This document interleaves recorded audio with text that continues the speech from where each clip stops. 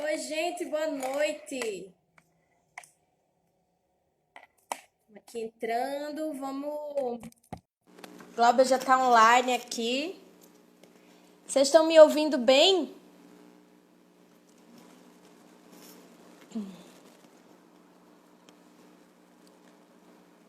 Vamos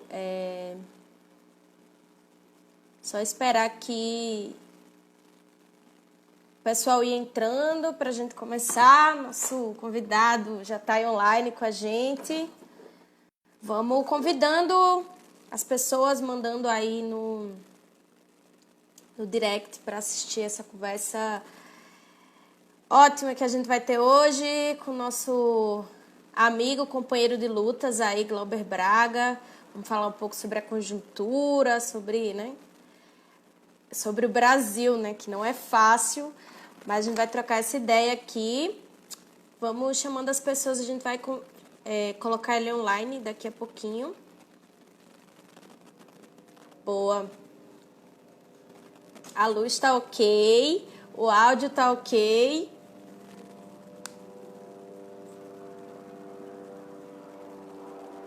Deixa eu...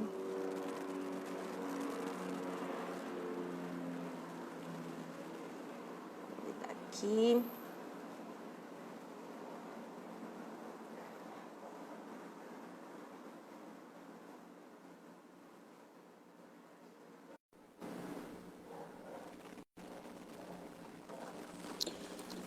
Olá. Convidando aqui. Oi, Glauber, boa noite, meu querido. Tudo bem, Hélida? Prazer estar fazendo esse bate-papo contigo. Prazer nosso, que bom e que com a você... turma toda do Levante. Que bom que você pôde vir aqui com a gente bater esse papo. A gente está num esforço, né, de mesmo nesse momento de pandemia, de isolamento, de encontrar formas de estarmos aqui, né, juntos, tentando entender, né, a realidade do Brasil, que não é uma tarefa muito fácil, né? Sim. Mais uma forma da gente estar junto, né, da juventude refletindo também os nossos problemas, os desafios e como a gente consegue mesmo diante desse cenário, né, de isolamento, conseguir atuar, conseguir, né, organizar a nossa luta nesse momento difícil. Que bom que você pôde vir, tá aqui com a gente hoje, contribuindo. Sabe que seu fã-clube no Levante é bem grande. A gente está muito feliz de contar com você hoje mesmo. Poxa, eu que agradeço pelo convite, de estar fazendo aqui esse bate-papo e de fazer uma discussão com vocês de organização para colocar pressão nesse governo, né? Até para que as medidas que precisam ser adotadas no período de pandemia tenham a nossa articulação, a nossa capacidade de intervenção. Que bom que a gente está aqui batendo esse papo. Que bom. Tá, Glauber, para começar, como a gente estava aqui falando, a realidade do Brasil, a conjuntura no Brasil é bastante dinâmica, né? Todo dia, toda hora surge um elemento novo e muda tudo, muda as peças do jogo e a gente fica ali, né, no esforço para entender. E aí um desses últimos acontecimentos foi a saída de Moro do Ministério. E a gente sabe que você teve, né, um embate, uma situação na Câmara, na CCJ, né, que lavou a alma também da juventude, do povo brasileiro lá. Chamou ele de ladrão, né, deu a letra, colocou os pingos nos is.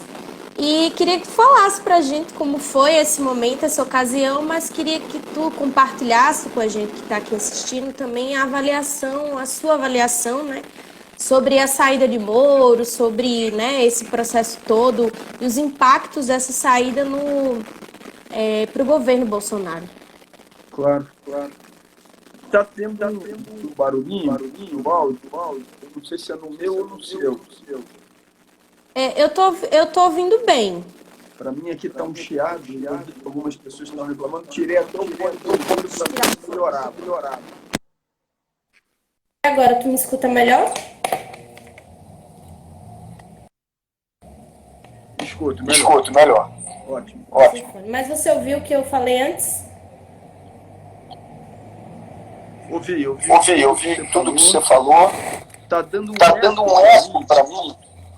Tá dando um eco pra mim. Provavelmente você tá com uma caixa de som aí que tá batendo no celular, daí volta pra mim aqui. Tá tudo meio desligado aqui, mas... Não? Tá dando eco ainda?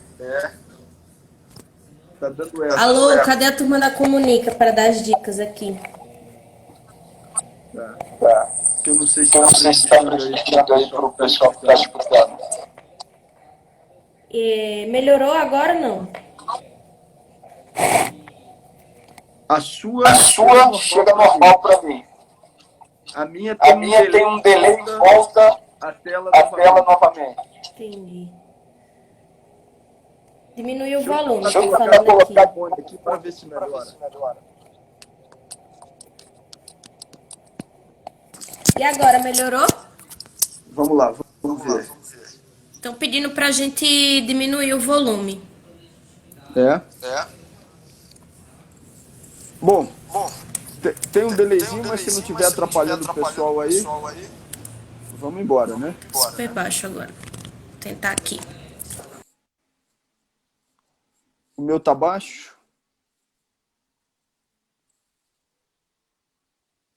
Eu agora não te ouço. Oi. A comunicação tá te pedindo para tu sair e entrar de novo. Tá, vou fazer isso então. Agora, pra mim, eu não tô mais com eco. Eu te escuto bem. Vamos seguir então? Por mim, tudo bem. O eco pra mim acabou também. Gente, vocês estão me ouvindo? Estão ouvindo o Glauber aí direitinho? Como é que tá? Quem falou que tá ok? Melhorou? Agora ficou ok, né? Agora tá bom. Então vamos seguir. Bacana. Boa. Então, a gente sabe, assim, se a direita brasileira puder, ela faz, acho que é exatamente o teu fone. Que na hora da mexida do fone é que dá algum problema aqui. Vou tirar aqui.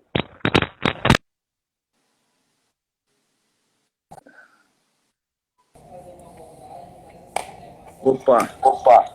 Beleza. Então, se a gente sabe o seguinte, né? Se a direita brasileira puder, eu vou ter que sair e retornar rapidinho, porque começou uma votação nominal na Câmara. Eu saio e retorno, tá? Um minuto. Tá bom.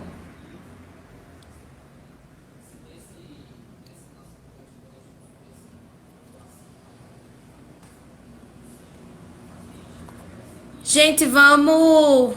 Eu já tirei o fone aqui. Glauber vai sair rapidinho, vai voltar. Vamos aproveitar esse momento para mandar as nossas perguntas para ele e para divulgar essa live. Vai mandando aí no DM, vai chamando os amigos aí, a família, as tias, os crushes também. Não tô vendo ninguém do Rio de Janeiro. Lorena da Bahia já tá por aí. Lorena não perde nenhuma live do Levante. Isso, ninguém solta live de ninguém. Esse é o momento, gente, de mandar os recados, encontrar os crushes do Brasil que estão aqui sempre acompanhando as nossas lives. Ó, Rio de Janeiro chegou. Andarei, vou anotar todos os recados.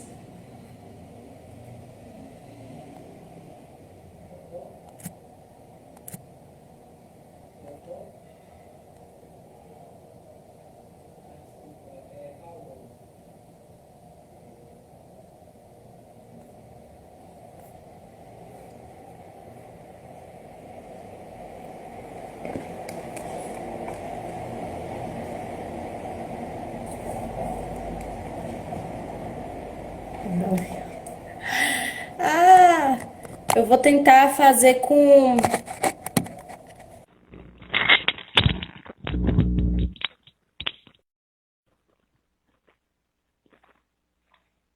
Gente, dá para me ouvir assim com fone? Alguém falou que era melhor com fone. e para eu não mexer.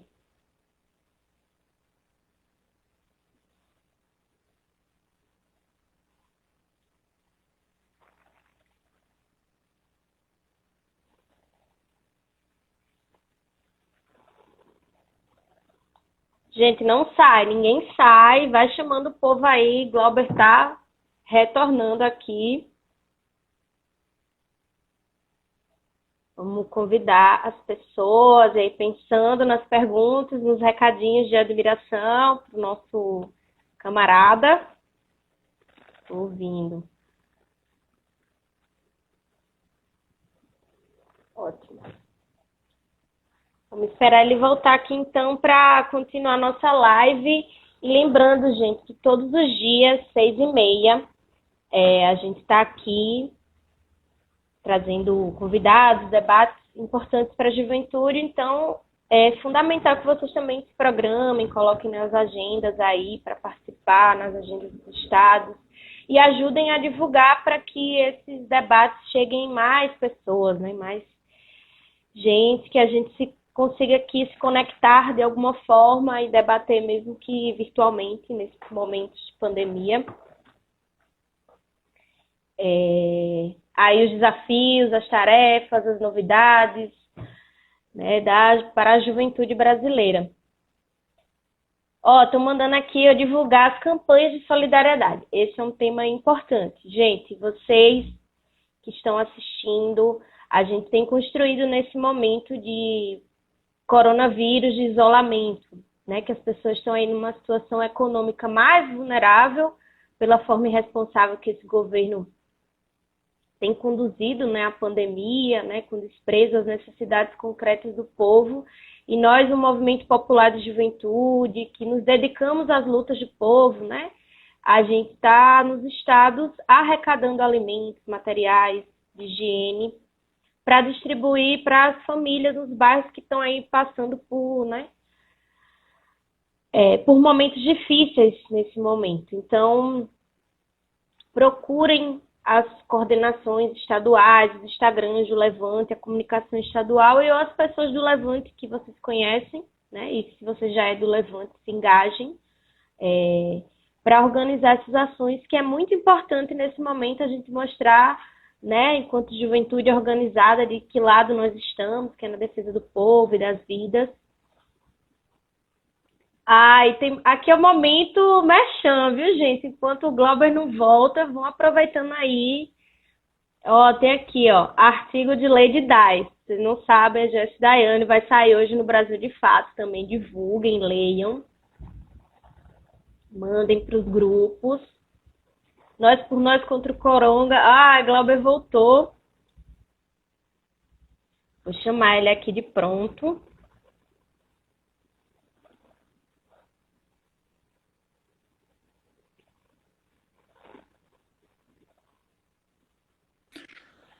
Opa! Oi. E agora, tá me ouvindo? Agora estou te ouvindo bem, muito melhor do que daquela... que ótimo. Então, vamos começar de novo ou você já... Se você quiser, eu já entro na resposta da sua pergunta. Eu acho que pode ser. Só para retomar aqui, quem chegou agora, a gente está com o Glauber Braga, que é um parceiro nosso, aí um lutador, né, nas trincheiras da luta institucional, tão difícil, né, nesse momento, na Câmara dos Deputados, amigo do Levante, muito querido, e a gente vai bater um papo hoje sobre aí as novidades da conjuntura, sobre o coronavírus, sobre o que vocês mandarem aí também de perguntas. E aí, só para retomar um pouco aqui, a gente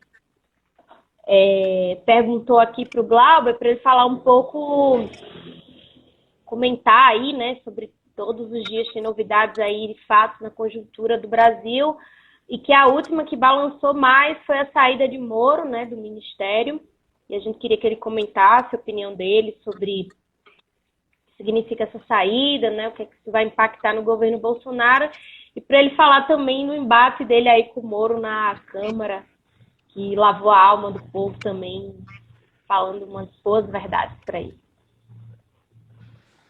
Bacana, vamos lá, né? É um momento duro, dramático aí da vida brasileira, né? Para falar sobre essa saída do Moro, eu acho que é importante falar das 3 estruturas principais que dão sustentação ao governo de Bolsonaro, né? Na avaliação do nosso mandato, a primeira estrutura é a do desmonte do Estado brasileiro nas suas garantias sociais a partir da agenda ultraliberal. E aí tem como principal figura o senhor Paulo Guedes. A segunda estrutura dos fundamentalismos diversos, essa estrutura mais olavista, né? Damares, os próprios filhos do presidente da República, com incentivo a bypassar a institucionalidade para a geração de um contato direto com a extrema-direita na rua para que essa sustentação seja feita por aí. Mas tem uma terceira estrutura também, que é aquela de ampliação do Estado policial, penal, punitivo.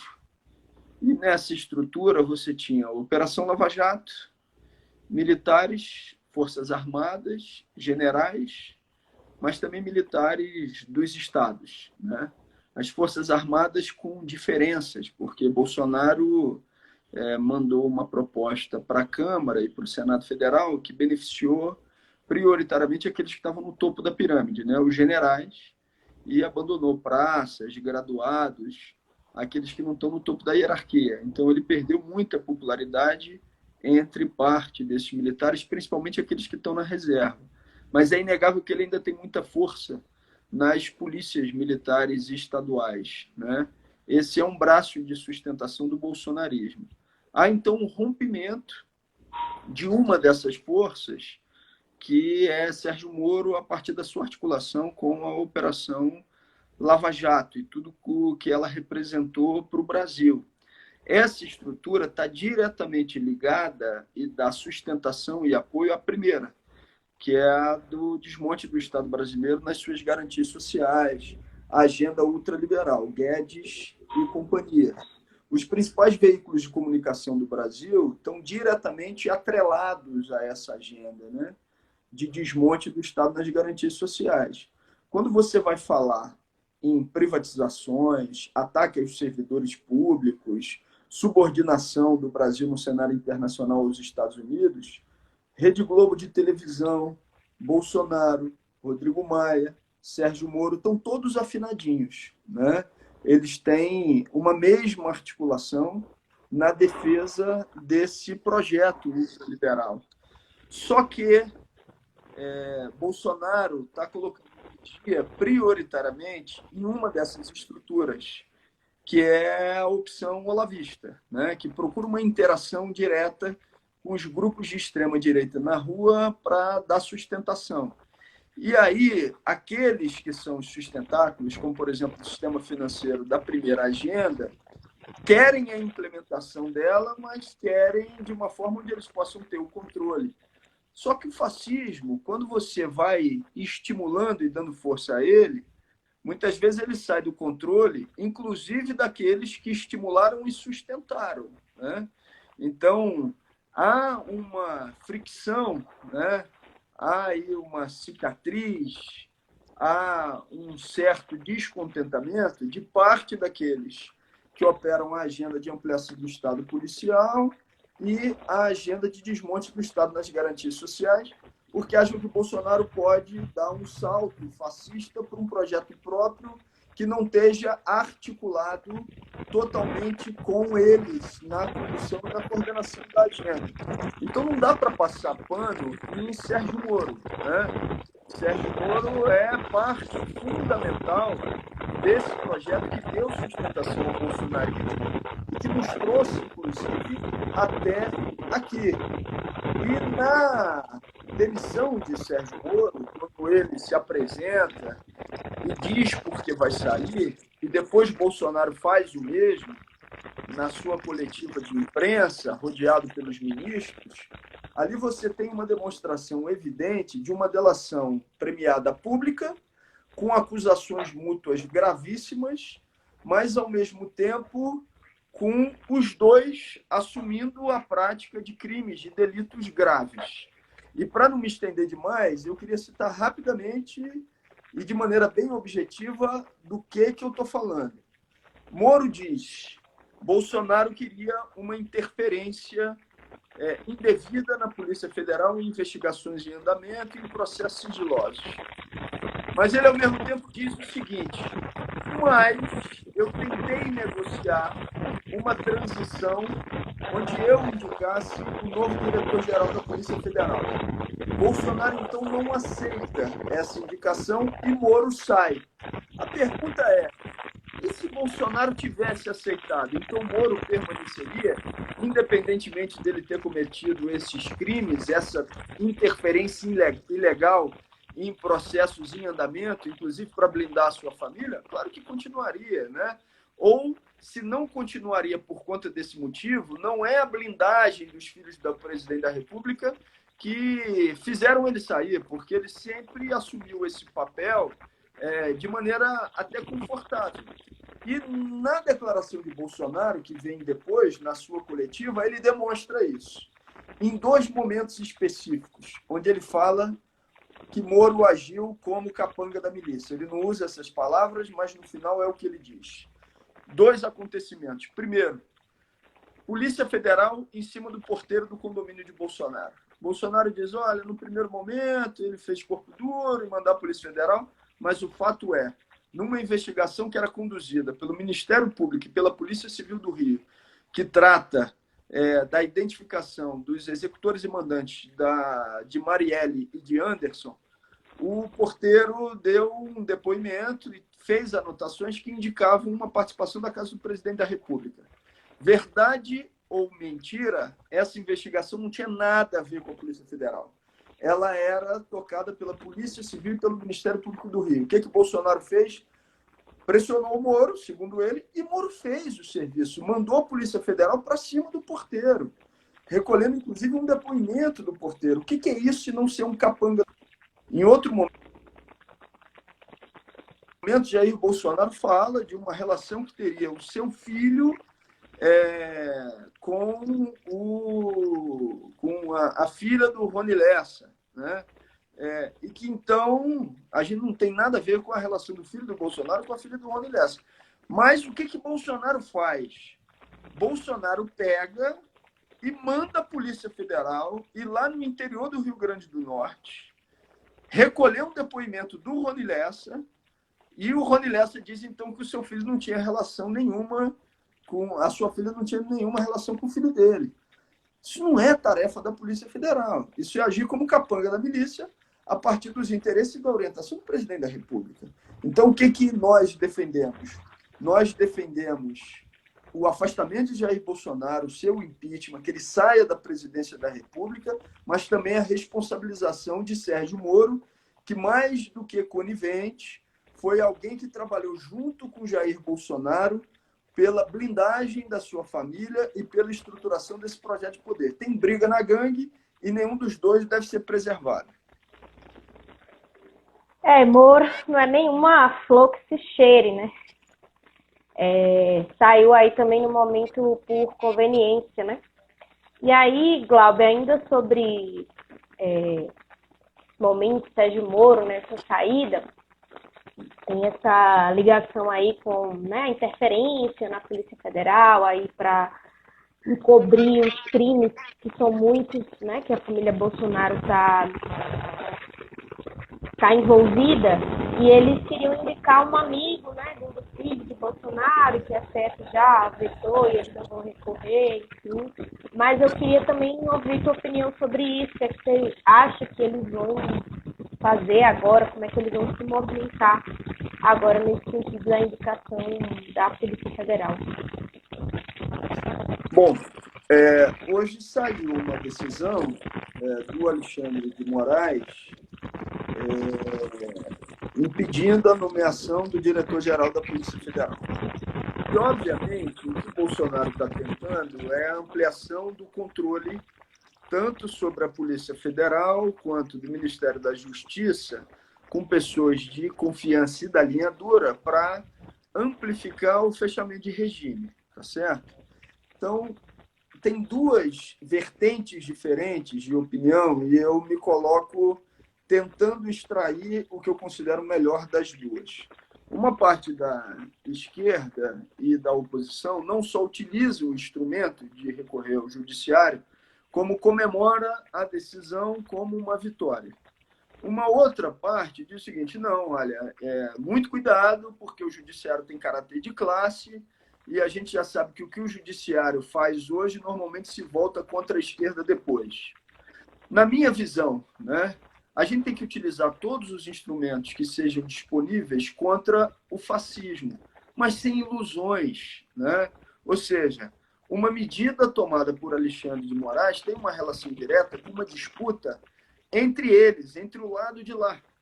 Não é algo para que se gere uma alternativa à esquerda. Ela é necessária no momento, pode ser necessária e pode ser, inclusive, uma medida adotada pelo campo de oposição pela esquerda, mas não celebrada como algo que vai diminuir a nossa tarefa de articulação e mobilização em outras frentes. Então, por exemplo, se for necessário para diminuir o peso do fascismo, ok, né? E diminuir o fechamento do regime, ok, né?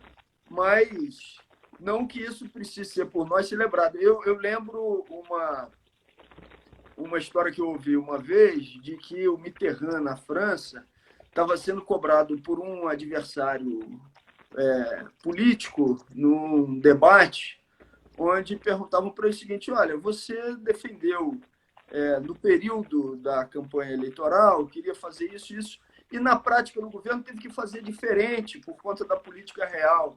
Qual é a diferença, então, de você para o seu adversário que fez a mesma coisa nessas circunstâncias? E pela história que me contaram, o Mitterrand respondeu: a diferença é que eu fiz com dor no coração, né? Então, assim, isso é uma demonstração simbólica que, em casos como esse, você não pode botar as suas expectativas no judiciário como aquele que vai salvar o Brasil do que é a representação bolsonarista. Pode ser necessárias medidas nos judiciários? Pode. Mas isso pode servir como uma delegação para que Rodrigo Maia, por exemplo, não dê possibilidade de um processo de afastamento de Bolsonaro? Não. Ou seja, tem que servir também para a gente continuar a mobilização no conjunto de frente. O que muda essa história é a mobilização popular, que se nesse momento não pode estar sendo realizada na rua, está sendo realizada nas redes por conta de uma pandemia, ainda é o movimento da sociedade que vai fazer tanto o parlamento quanto o judiciário se movimentar por essa ou por aquela opção. Então, taticamente, ir ao judiciário, ok. Ter ilusões de que o judiciário vai representar a salvação de um projeto que interrompe o fascismo de maneira definitiva, não. O que faz isso é a nossa mobilização. A gente acha também que a mobilização popular é uma das tarefas número 0, assim, principais e primordiais. Isso para a gente do Levante também é muito fundamental e muito importante. Estamos nos esforçando, inclusive nesse momento de pandemia também, de criar novas metodologias de mobilização, de diálogo com o povo, né, para enfrentar esse momento complexo, né, que vive a sociedade em meio a essa crise política, social, econômica que está aí agravada pela crise sanitária. E aí queria entrar, Glauber, um pouco nesse tema do coronavírus, né, da crise sanitária, enfim, que a gente tem feito disputas e embates bastante importantes, né, diante da pouca ação, né, da pouca proposição também do governo federal em resolver, em salvar vidas, né, nesse momento de pandemia aqui no nosso país, e que a oposição teve um papel muito importante nessa disputa, né, aí no Parlamento Brasileiro. E um desses temas da disputa é o tema do auxílio emergencial, né, que a gente vê que está um tema bastante que gera muitas dúvidas, muitas, né, a população em parte não tem acesso a informações, enfim, a gente vê que também tem uma série de burocracias no acesso, né, então as agências, algumas agências, né, abriram para receber a população, né, que ia sacar o seu auxílio, gerou aglomeração, então é um tema importante que está em debate esse momento, né, que a gente sabe que é fruto né, da ação da oposição, que venceu, inclusive, né, a proposição de R$ 200 do governo, aumentando ela consideravelmente para R$ 600. A gente acha que isso é um tema importante, inclusive, de colocar para a sociedade, né, que isso não é fruto, né, de uma ação de Bolsonaro, mas fruto da nossa disputa e de saber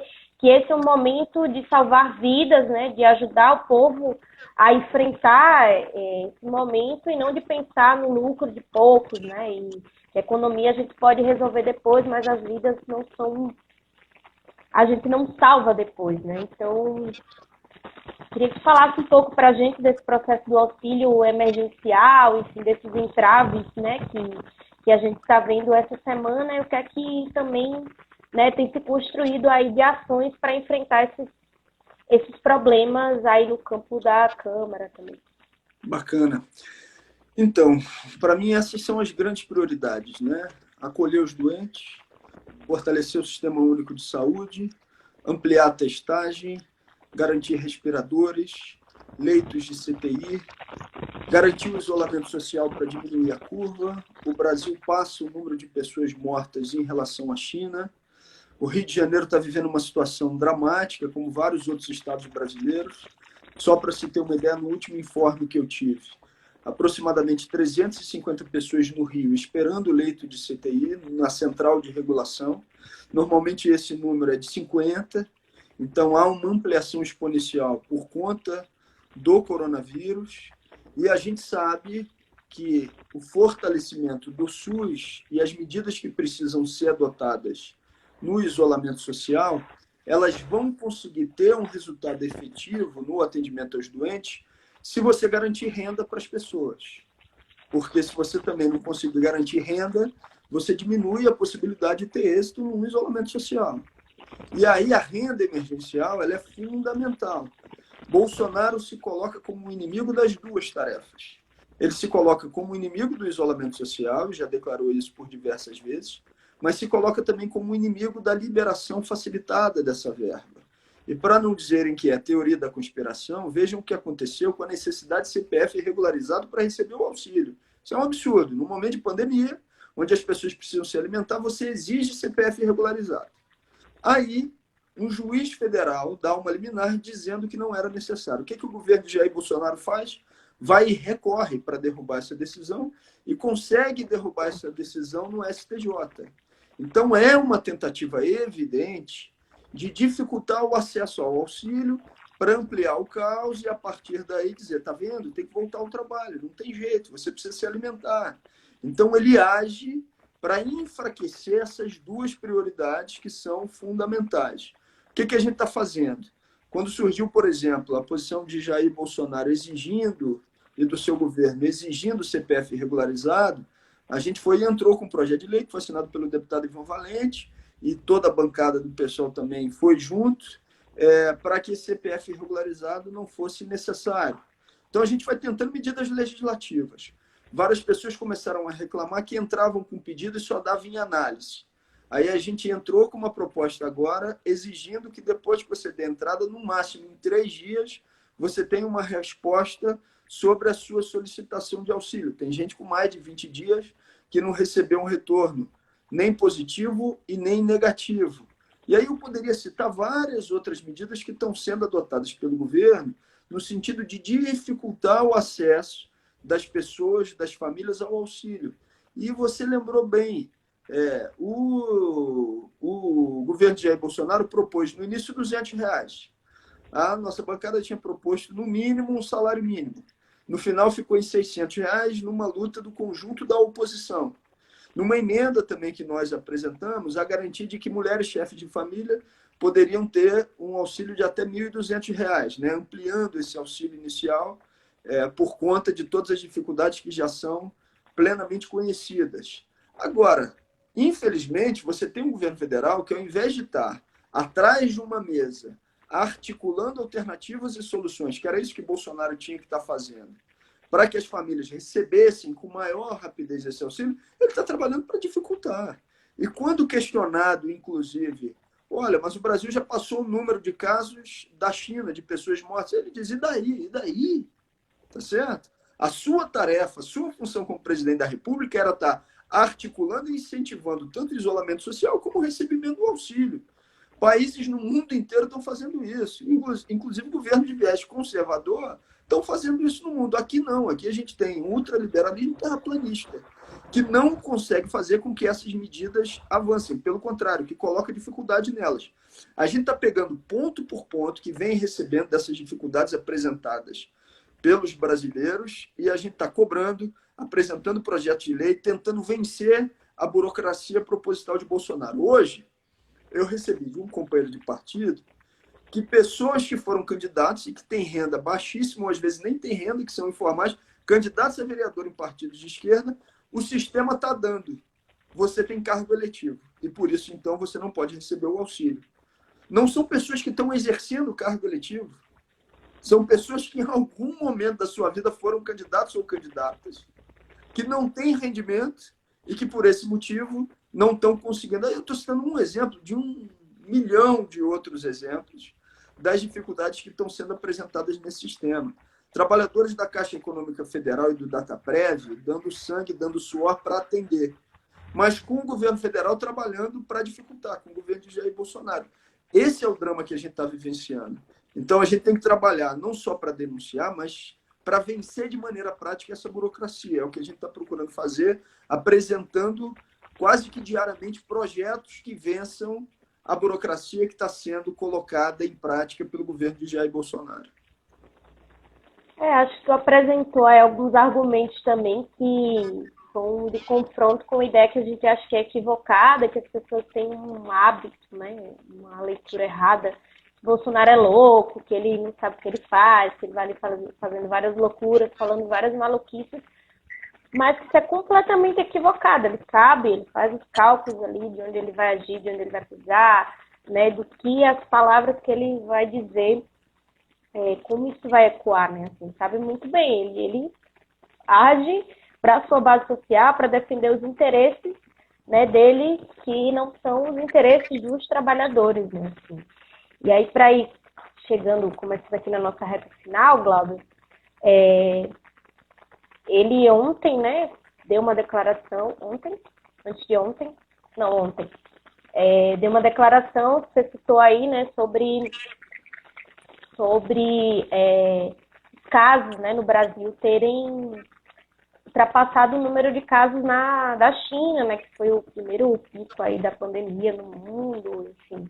Teve um impacto bastante grande, né, na China, e ele deu uma resposta completamente desprezível, né, a essa situação, a situação, né, da vida do povo que está morrendo, desrespeito, né, inclusive as famílias aí que estão perdendo seus entes queridos por não ter uma ação, né, por o Estado não cumprir a sua obrigação, pelo presidente não cumprir a sua obrigação, que é a de criar condições para salvar essas vidas, né? E aí queria que você comentasse um pouco do que você acha que precisa ser feito nesse momento para combater a doença, enfim, há um esforço, né? Que inclusive ele deu uma declaração também falando que a culpa era dos governadores, dos prefeitos, né? Que estão fazendo isolamento social, mas que não estão salvando as vidas, e a culpa não é do presidente, é das prefeituras, né? Do governo do estado. Né? Queria que tu falasse um pouco do que tem que ser essa ação da população, dos movimentos populares, né? Da esquerda como um todo nesse momento, né? A gente sabe que existe um esforço no Nordeste, inclusive, né? Para salvar vidas, para colocar a quarentena, né? Como uma realidade, né?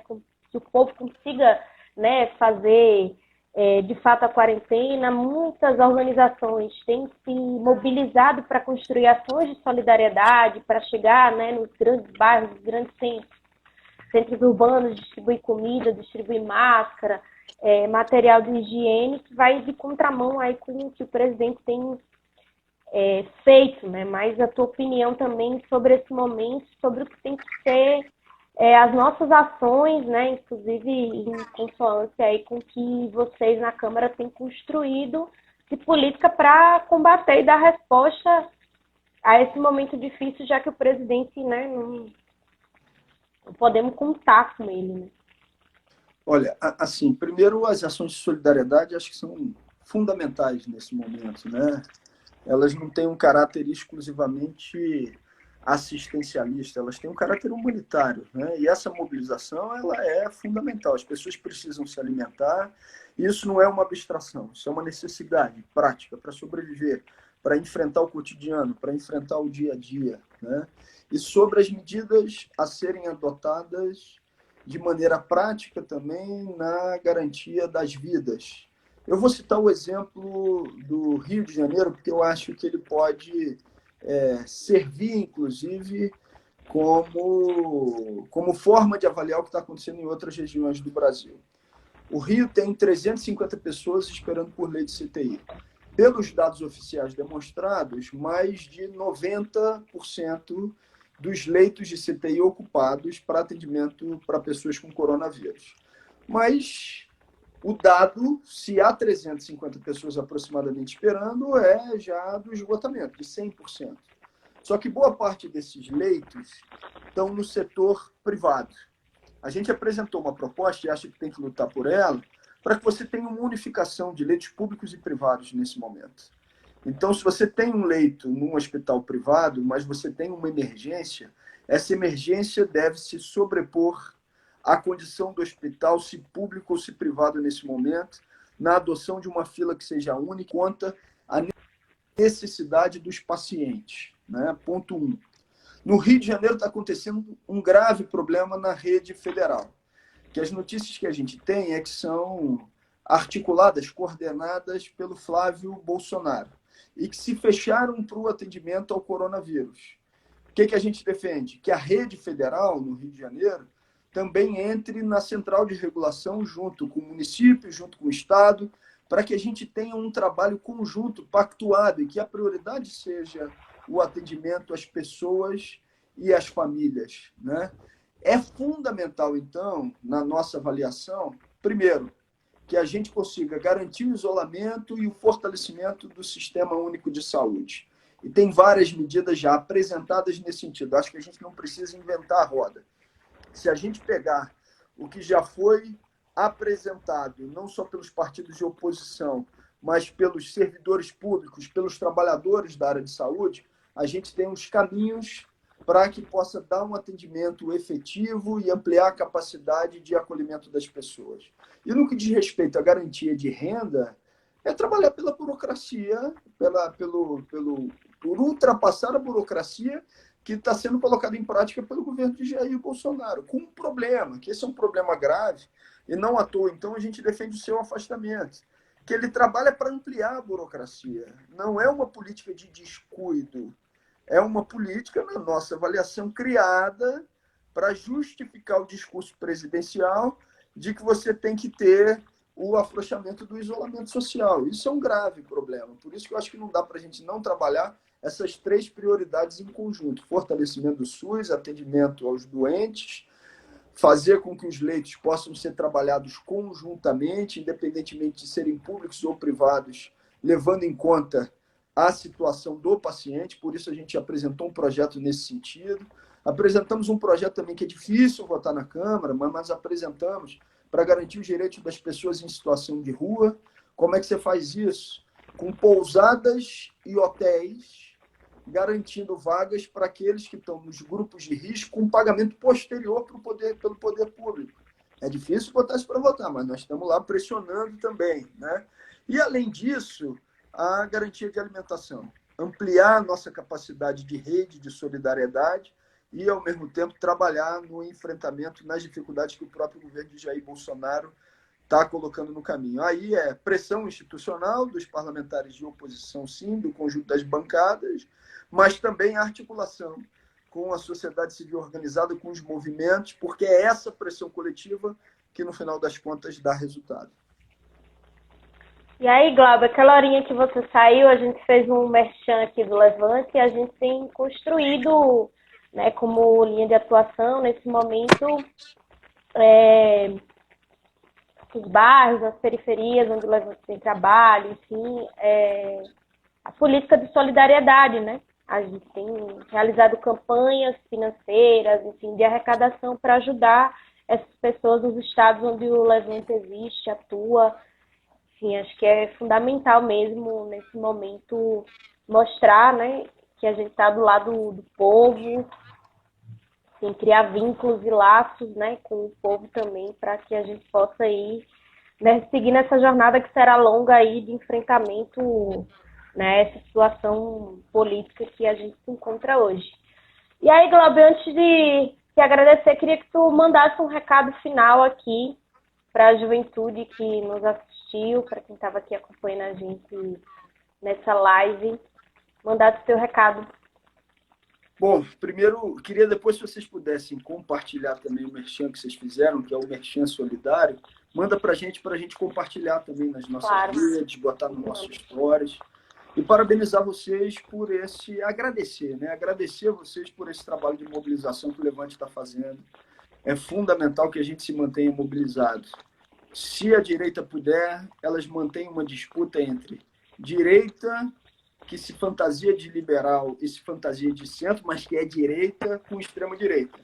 Se a gente deixar, eles fazem essa disputa política ser entre Bolsonaro e Moro, Bolsonaro e Dória, Bolsonaro e Witzel, Bolsonaro e Mandetta, e a gente tem que demonstrar, e essa é uma tarefa da mobilização, que existe um caminho alternativo, de fato, que se dá através da mobilização popular, da mobilização da juventude, é o poder popular sendo colocado em prática. A gente não precisa ficar refém dessa turma. Então, que bom que vocês estão fazendo um trabalho tão importante de solidariedade, indo ao encontro das pessoas, mas construindo e se mobilizando com elas por um outro modelo de sociedade. Obrigado, viu? Glauber, a gente que agradece você ter topado conversar aqui com a gente hoje, de você ser um parlamentar comprometido, amigo do Levante, amigo dos movimentos populares, tá aí marchando com a gente, né, na transformação da sociedade que a gente quer e luta cotidianamente. A gente sabe que a luta aí é dura, nesse momento deve estar mais difícil, mas a gente está aqui também cumprindo a parte dessa tarefa, né, de transformação e de enfrentar esse momento difícil junto com o povo brasileiro. Obrigada, então. Depois a gente vai te mandar os nossos materiais aí das nossas campanhas de solidariedade para você ajudar na divulgação. Maravilha. Tá? Obrigado. Tchau, obrigada. Gente, obrigada para quem ficou aí até o final.